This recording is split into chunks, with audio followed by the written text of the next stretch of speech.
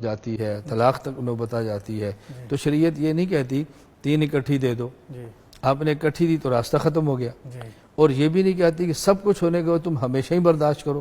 اگر گزارا نہیں ہو سکتا تو تم ایک دے دو، پھر انتظار کرو۔ پھر شریعت نے عورت کو کیا حکم دیا کہ عدت کے دنوں میں شوہر کے گھر میں ٹھہرے،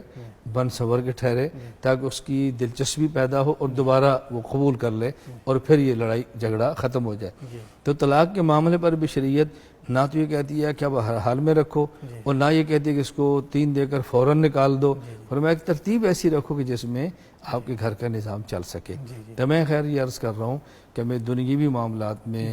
دینی معاملات میں، خاندانی معاملات میں، تجارت کے ماحول میں اور تمام معاملات میں ہمیں اعتدال کا راستہ اختیار کریں گے تو انشاءاللہ العزیز اس میں آسانیاں پیدا ہوں گی۔ اعتدال کو چھوڑ دیں گے تو پھر مسائل جنم لیں گے۔ گھر میں اولاد ہے، نہ تو اس کو بالکل آپ کھلا اختیار دے دیں کہ جو چاہے کرے، نہ اتنی پابندیاں لگا دیں کہ ان کی جائز خوشیوں پر بھی پانی پھر جائے۔ معاملات اس سے گھر کے بھی تباہ ہوں گے، اولاد باغی ہوگی، اس لیے اولاد پہ نظر بھی رکھیں، اولاد کو سمجھائیں گی، بیوی کی اصلاح بھی کریں، کچھ بیوی کو اختیار بھی دیں، دونوں چیزیں خیال ناظرین کریں۔ بس یہاں پر ایک چھوٹا سا بریک لیتے ہیں اور بریک کے بعد دوبارہ پھر ہم واپس آئیں گے انشاءاللہ اپنے موضوع کی طرف۔ تب تک آپ ہمیں اجازت دیں اور تب تک آپ ہمارے ساتھ جڑے رہیں انشاءاللہ۔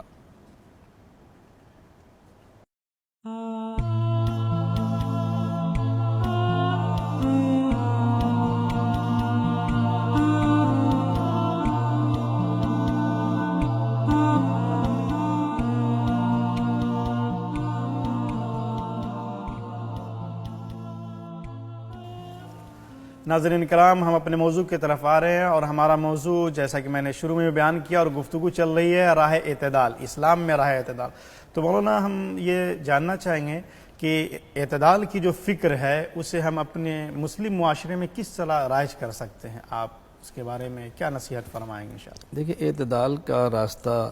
امت کو سمجھانے کے لیے جی سب سے بہترین تو مسجد کا منبر اور محراب ہے، جی جی کیونکہ پوری دنیا میں مسلمان مسجد سے وابستہ ہیں، جی کم از کم جمعے کے دن مسجد میں آتے ہیں، جی جی عید کے دن مسجد میں تو ضرور ہی آتے ہیں۔ جی جی ہر عالم اگر اپنی مسجد کے منبر محراب کو استعمال کرے جی اور صحیح بات سمجھائے تو امت کی رہنمائی ہو سکتی ہے۔ جی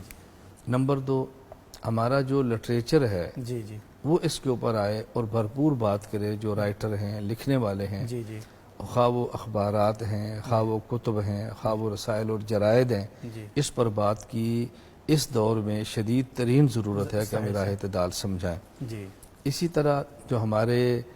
سوشل میڈیا ہے، جو لوگ سوشل میڈیا سے وابستہ ہیں جی جی ان کو چاہیے کہ سوشل میڈیا کو صحیح استعمال کریں جی اور امت کی رہنمائی کریں۔ جی ہمارے ٹی وی چینلز ہیں، جیسے آپ کا ٹی وی الاستقامہ ہے، اللہ اس کو مبارک فرمائے، اللہ آپ کی جہود کو قبول فرمائے۔ آمین۔ تو اسی طرح مطلب کوشش کریں جی کہ بہتر سے بہتر چیزیں لائیں۔ میڈیا کو بہت دخل ہے امت کا مائنڈ چینج کرنے میں، صحیح۔ افراد کی ذہن سازی میں بہت دخل ہے۔ جی جی تو مسجد کا محراب و منبر استعمال ہو، ہمارا میڈیا استعمال ہو، الیکٹرانک ہو یا پرنٹ میڈیا ہو استعمال ہو، یہ تو چیزیں ہیں۔ جی اور ان سب سے بڑھ کر یہ ہے جی کہ ہم اپنے عمل سے یہ بات ثابت کریں، جی صحیح۔ اپنے عمل سے۔ مثلا میں یہاں پہ آیا ہوں جی تو مجھ سے بہت سارے لوگوں نے مسائل پوچھے ہیں، نماز کے پوچھے ہیں، دیگر مسائل پوچھے ہیں، جی تو میں نے کہا بھی میں تو سلطنت عمان میں آیا ہوں، جی یہاں مفتیان موجود ہیں، علماء موجود ہیں، جی یہاں کے مسائل آپ ان سے پوچھیں۔ جی میں چونکہ یہاں کے مسائل کو پوری طرح نہیں سمجھتا، جی میرا فقہ حنفی سے تعلق ہے، جی یہاں ممکن ہے ایک دوسری فقہ رائج ہو، جی تو آپ ان سے پوچھیں۔ اب دیکھیں اس میں معاملات سلجھتے ہیں، جی جی جب وہ آپ سے رجوع کریں گے تو آپ یہاں کے ماحول کو بھی سمجھتے ہیں، فقہ کو بھی سمجھتے ہیں، یہاں کے نظام کو بھی سمجھتے ہیں۔ جی تو ایک ہے بیان کرنا، ایک ہے اپنے عمل سے امت کو اس طرف لانا۔ جی جی صحیح۔ جب میرا اور آپ کا فقہی اختلاف ہے جی اور ہم اس کے باوجود دونوں بیٹھیں گے جی تو ہمیں دیکھ کر ہم دونوں کو ماننے والے اور ہم سے محبت کرنے والے وہ خود بہت قریب ہو جائیں گے۔ جی جی اور جب میں اور آپ قریب ہونے کے لیے تیار نہیں ہوں گے جی جی تو ہم جتنا بھی لکھتے رہیں گے، افراد ہماری لکھائی کو یا ہماری پڑھائی کو یا ہمارے پروگراموں کے ذریعے پھر اس طرح نہیں ہوں گے۔ تو اس میں بنیادی کردار ہے ہماری عملی زندگی کا، جی ہم اپنے اندر برداشت پیدا کریں جی اور افراد کو یہ بات سمجھائیں جی کہ دیکھیں قرآن کریم کو نص کہتے ہیں، نصوص حدیث اور احادیث کو نص اور نصوص کہتے ہیں، تمام تر مسائل قرآن کریم کی نصوص میں نہیں ہے، تمام تر مسائل احادیث نبیہ میں نہیں ہے، بیشتر اور اکثر مسائل وہ ہیں جو مجتہد کے اجتہاد سے تعلق رکھتے ہیں، اور تمام مجتہدین کے اجتہاد ایک ہو ایسا تو ہو ہی نہیں سکتا، اس لیے ہمیں اپنے عمل سے، اپنے قول و فعل سے یہ بات باور کرانی چاہیے کہ ہم اپنے امام کے مسلک اور مذہب پر عمل کریں اور باقی مسالک اور مذاہب کا احترام کریں، ان کو برداشت کریں، تو اس سے انشاءاللہ ایک اعتدال کی فضا شروع ہو جائے گی۔ یعنی اپنی فکر دوسروں پر مسلط نہ کریں بلکہ دوسروں کی فکر کی کچھ گنجائش رکھیں، تو پھر معاملات بالکل ٹھیک ہو جائیں گے۔ تو یہ طرز اگر ہم اختیار کریں گے انشاءاللہ امت راہ راست پہ آئے گی۔ ہمارے اختیار میں تو پورا عالم نہیں ہے لیکن ہماری فکر میں تو پورا عالم ہے، ہم پورے عالم کے ٹھیک کرنے کے مکلف نہیں ہے لیکن پورے عالم کو ٹھیک کرنے کی کوشش کرنے کے مکلف تو ہے نا، تو دو باتیں بالکل الگ ہیں، ایک ہے سب کی فکر کرنا اور سمجھانے کی کوشش کرنا، اور جہاں تک اپنی آواز پہنچا سکتے ہیں وہاں تک اپنی آواز کو پہنچانا، تو ہم جو ذرائع جائز استعمال ہو سکتے ہیں ہمیں کرنی چاہیے، اور مختلف میں سمجھتا ہوں کہ اس دور میں بہترین ایک طریقہ یہ ہے کہ مختلف اوقات میں مختلف مسالک اور مذاہب سے تعلق رکھنے والے علماء کو ایک جگہ پہ بٹھانا چاہیے، وہ آپس میں بیٹھے ہیں، مذاکرہ کریں، ایک دوسرے کی بات سنیں، سمجھیں، اور میں سمجھتا ہوں اگر کچھ بھی نہ ہونا صرف ایک جگہ پر بیٹھے نظر آ جائیں، اس سے بھی آدھی فضا ٹھیک ہو جاتی ہے۔ مولانا ایک چیز دیکھا گیا کہ جیسے خاص طور پر ہم ہندوستان، پاکستان، بنگلہ دیش کے علاقوں میں یہ دیکھا گیا کہ بہت سے مسالک والے اپنی دائرے تک محدود رہتے ہیں، تو آخر اس دائرے کو وسیع کیسے کیا جائے؟ جیسے آپ نے بتایا، بیان فرمایا کہ سارے لوگ بیٹھے، تو اس فکر کو کیسے رائج کیا جائے؟ بس جیسے آپ نے مجھے دعوت دی اور آپ یہاں پر لے آئے ہیں، اسی طرح وہاں پر کام کرنے والے حضرات اگر دوسرے حضرات کو لاتے رہیں اور ان کے یہاں جاتے رہیں، وقتاً فوقتاً اکٹھے بیٹھتے رہیں، تو اس سے انشاءاللہ یہ جو فاصلے ہیں تھوڑے سے کم ہو جائیں گے، کچھ فاصلے کم ہو جائیں گے، کچھ دوریاں کم ہو جائیں گی، کچھ برداشت کی فضا بنے گی۔ مجھے ایک ذہن میں رکھنا چاہیے کہ پوری امت نے میرے مسلک پہ نہیں آنا، تو پھر میں اس کی کیوں فکر کرتا ہوں کہ سارے اسی مسلک پر آ جائیں، جب باقی مسالک کی گنجائش ہے، دوسرے مجتہدین کی آراء کی گنجائش ہے، اور رسول اکرم صلی اللہ علیہ وسلم نے خود یہ گنجائش دی ہے، تو میں کون ہوں تو اس گنجائش کو ختم کرنے والا؟ اس لیے بہرحال ملنے بیٹھنے سے، جڑنے سے قربتیں پیدا ہوتی ہیں۔ جی اور ہماری اس چینل کے ذریعے کچھ اگر آپ کچھ نصیحت کرنا چاہیں اعتدال کے سلسلے میں کہ اس کے کیا فوائد نظر آئیں گے، تو اس پر بھی انشاءاللہ۔ میں سب تو پہلے تو ندوی صاحب آپ کا مشکور ہوں کہ آپ نے مجھے الاستقامہ ٹی وی پر دعوت دی ہے،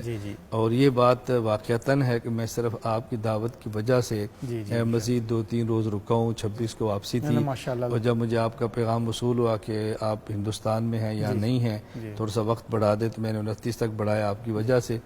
اور مجھے اس بات کی یہاں آ کر سن کر اور باقاعدہ یہاں چینل کے سارے معاملات کو دیکھ کر بہت خوشی ہوئی کہ استقامہ ٹی وی کے ذریعے قرآن کریم، احادیث، سنت، عربی اناشید اور دینی پروگرام کر کے امت کی صحیح رہنمائی کی جا رہی ہے، چونکہ فحاشی، بے حیائی اور گناہوں کو پھیلانے والے چینلز تو بہت ہیں لیکن اس طرح کے چینل بہت کم ہیں۔ اللہ جزائے خیر عطا فرمائے یہاں کی حکومت کو، یہاں کے ذمہ داران کو جن نے اس چینل کو قائم کیا ہے، مصارف برداشت کرتے ہیں، علماء کو لاتے ہیں، اور آپ جیسے میزبان کو چن کر یہاں بٹھایا ہے۔ ہم لوگ آپ ہی کے شاگردوں کے شاگرد ہیں۔ اللہ آپ کو بہت جزائے خیر عطا فرمائے، اللہ آپ کی جہود کو۔ تو ہمارے اس چینل کے ذریعے آخری آپ کوئی نصیحت کریں انشاءاللہ جو ناظرین کے لیے اور تمام کے لیے مفید رہے گی انشاءاللہ۔ میں بس 2 باتیں عرض کروں گا، ایک تو میں اللہ کا شکر ادا کرنا چاہیے کہ اس چینل کے ذریعے دینی پیغامات جا رہے ہیں، دوسرا میں سامعین سے گزارش کروں گا کہ وہ اس کے لیے دعا کریں کہ اللہ تعالیٰ اس چینل کو چلانے والوں کو، اس کا تعاون کرنے والوں کو اور اس کی ترقی میں ہاتھ بڑھانے والوں کو اللہ تعالیٰ قبول فرمائے، اللہ جزائے خیر عطا فرمائے، دنیا آخرت میں ان کے لیے آسانیاں پیدا فرمائے، اور اللہ ہم سب کو دین کی خدمت کرنے کے لیے قبول فرمائے انشاءاللہ۔ آمین آمین۔ مولانا ہم دل کی گہرائیوں سے آپ کے شکر گزار ہیں کہ آپ یہاں پر آئے اور اپنا قیمتی وقت دیا اور ہم تمام لوگوں کو آپ نے قیمتی باتوں سے فائدہ پہنچایا۔ ناظرین کرام، ہم اپنی اس علمی محفل کو یہیں پر ختم کرتے ہیں، اور دوبارہ جب مولانا انشاءاللہ عمان کی سرزمین پر آئیں گے تو دوبارہ پھر ان کو لایا جائے گا انشاءاللہ، اور ان کی باتوں سے ہم تمام لوگوں کو فائدہ ہوگا۔ تو اپنی علمی محفل کو یہاں پر ختم کرتے ہیں، اور دوبارہ آپ سے پھر ہم ملیں گے انشاءاللہ ایک نئے عنوان کے ساتھ اور ایک نئے جوش اور جذبے کے ساتھ۔ تب تک کے لیے آپ ہمیں اجازت دیں۔ اللہ حافظ.